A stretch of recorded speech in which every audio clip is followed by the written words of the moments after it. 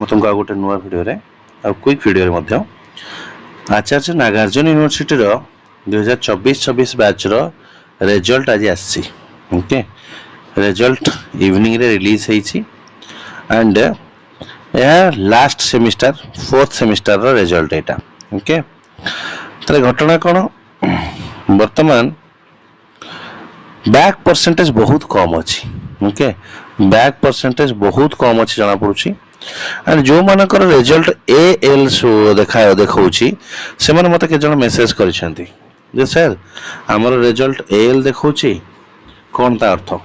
प्रथम कथा एएल जदी देखाउची तार अर्थ हैला आपनक कॉलेज रो यूनिवर्सिटी सहित अफिलिएशन रे किछि इशू अछि जहा फल रे आपनक रिजल्ट कोन हेची होल्ड करी दिया जायछि। ताले हबो कोन हबो किछि दिन परे से इशू सॉल्व हेले कॉलेज रो यूनिवर्सिटी रो इशू सॉल्व होला परे आपनकर रिजल्ट रिलीज कर दिया दिबो। राइट, आउ प्रश्न पछन कि जण सर एई कारण रो आमे फ्यूचर रो डीवी बा फ्यूचर रो जॉब रे कोनोसी प्रॉब्लम फेस करबो कि नो। तार आंसर नो, सेमिति किछि हबो नाही। राइट, एंड रिजल्ट आसीबो 50% रिजल्ट कोन रिजल्ट आसीबो। सर्टिफिकेट केबे आसीबो जदि आपनकर एजेंट कॉलेज रो सब फीस क्लियर करिसंती आपन को एजेंट भलो जेन्युइन ताले प्रायतः अगस्त सेकेंड वीक सुधा आपनकर सब पहुंचबो आसी कि कोन सर्टिफिकेट आपन हाथ रे बाय अगस्त सेकेंड और थर्ड वीक आपन हाथ रे सब पहुंची जिवो। एंड एटा मन रखिथिबे राइट, जदि आपनकर एजेंट जेन्युइन हेथिबो टाइमली सब कर दो तले आसी जिवो, नहले तो डेरी हबो डेफिनेटली। एजेंट रो पैसा बाकी अछि कॉलेज पकरे राइट, एजेंट के पकरे आपन को पैसा बाकी अछि, एजेंट सदा बेले पैसा ओरिएंटेड रहउछि तबे डेफिनेटली आपन को डिले ही हबो। ओके, एंड भलो जिंस एतर सेमिस्टर रो फोर्थ सेमिस्टर जो बैच माने 26 बैच जो फोर्थ सेमिस्टर रिजल्ट आसीला बहुत बढ़िया रिजल्ट करछि, एते बैक नाही एथरो भलो रिजल्ट अछि मुझे जानिया रे।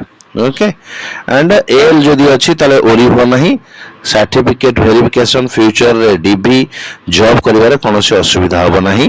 एंड जो मानकर बैक लागि छि देखो 50% तो बैक लागे सदाबे निजर कंटेंट ऊपर जदि आपण काम कर नथिबे, आपण जदि हैंडराइटिंग ऊपर काम करू नहंती, आपण हैंडराइटिंग भलो नाही, आपण का लेखा भलो नाही। ओके, आ आपण को की ओडे कहि देछि जे बाबू रे तू पेज फिल अप कर दे। ओके, 30 पेज लिखि दे तोर कोन हो पूरा क्लियर हो जिवो। सेमिति एक्चुअली जदि के कहि छि सेटा ओटा मूर्खा मेरे बाबा, सेटा पूरा भूल कथा म कहि दोछि बुझिना, सेमिति नाही किछि। ओके, सेमिति किछि नहि। देखो जदि आपण पेज ऊपर फोकस करछन्ती कंटेंट हैंडराइटिंग ऊपर फोकस एंड पैटर्न को पैटर्न लिखा ता ऊपर फोकस करनांती तो डेफिनेटली आपनकर बैक लागि तो एंड 5% रैंडम बैक लागि छि।